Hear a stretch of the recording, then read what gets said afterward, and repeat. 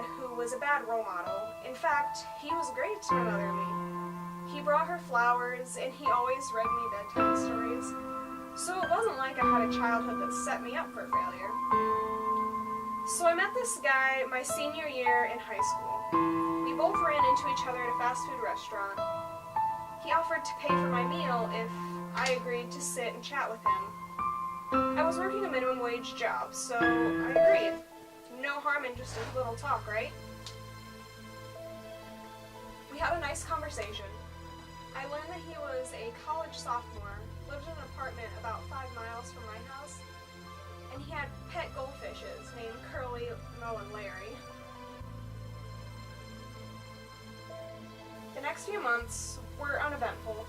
We started dating. He took me to nice places and brought me gifts. It was when I was applying to college that his attitude changed. He wanted me to go to the same college as him, which is normal for a couple. He told me I could move in with him, that it'd be great. After he convinced me, I applied and got in.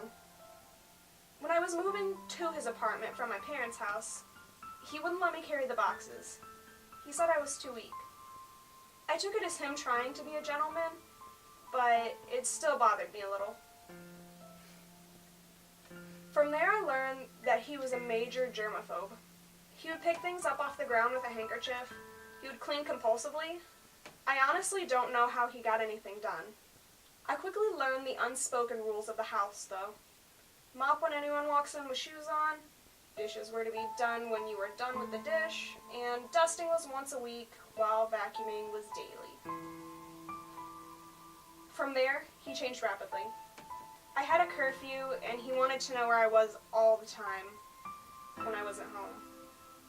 I didn't answer when I was in class one day, and when I got home, he yelled and screamed and threw things at me.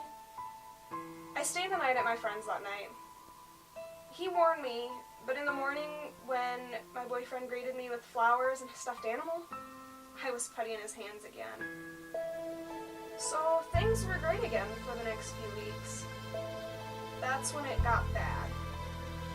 I was no longer on speaking terms with my parents, and it wasn't by choice. I got home one day to him sitting on the couch, waiting. He looked up and asked me if I washed the dish I used earlier. Of course I said yes, and he said very calmly to follow him. He took me over to the sink and started questioning me about a puddle of water that was next to it. When I tried to explain myself, he just kept yelling and wouldn't stop and let me. He had my arm roughly in his grip and started forcing me towards the bathroom. We fought a little before he forced me into the bathtub. Is he okay now? After that, it was about a week before I'd heard back from him. I moved.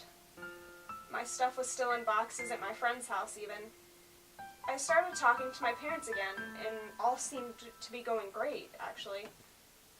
I was walking home late at night from work because my car was broken down, and I got the strange sense of being followed. A car pulled up next to me, and lo and behold, there he was. He asked me if I wanted a ride home, and he sounded sincerely worried. I know there was a man following me now, as he stopped when I did. I hesitated before getting in the car, because what was my other option? He talked a little, and he convinced me to move back in and start over. It took no less than a week to resume his behavior. So at this point, my stuff was back in his house, and some of it was in the basement. This may not seem like a big deal now, but it's important later. I was doing our laundry before I had to go to work, and I didn't have the time to fold it, so I just threw it all in a basket. When I got home, I didn't even make it in the door before I was roughly pulled into the backyard.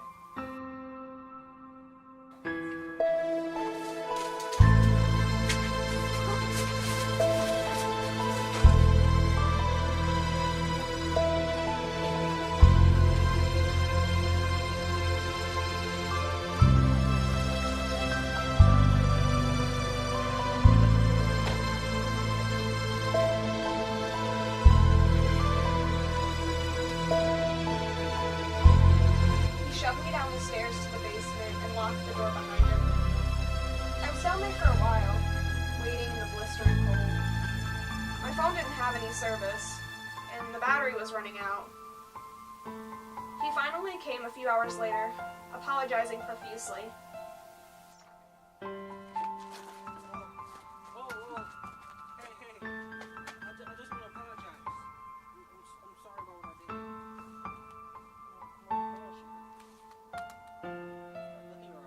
Great balls of fire, don't bother me anymore. Don't call me sugar. Running out of the yard and ran all the way to the gas station before I called to report him to the police. I was lucky.